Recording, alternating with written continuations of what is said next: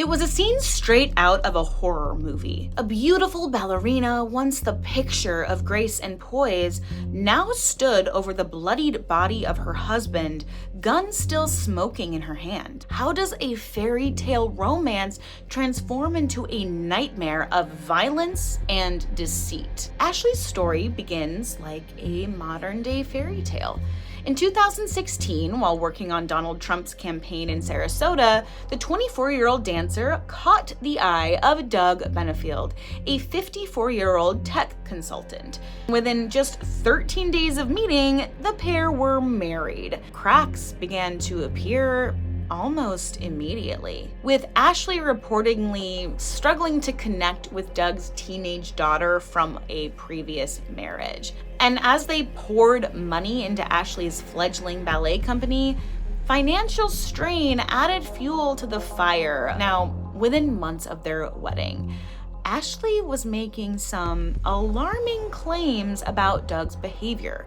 She accused him of being controlling and abusive, but Doug's family and friends told a much different story.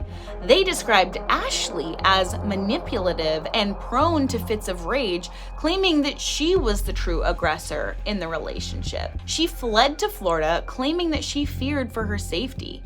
She even went so far as to give birth to the couple's daughter under an assumed name at a hospital. Ashley began claiming that Doug was trying to poison her and her unborn child. Even after he filed for divorce, he continued reaching out to her, begging for reconciliation. On September 27, 2020, Ashley invited Doug to her mother's home in Florida to collect some belongings. Ashley claims that Doug attacked her, and so she shot him in self-defense. When police arrived, they found Doug's body on the floor, 2 bullet wounds marking his final moments, one in his leg and then a fatal shot to his chest.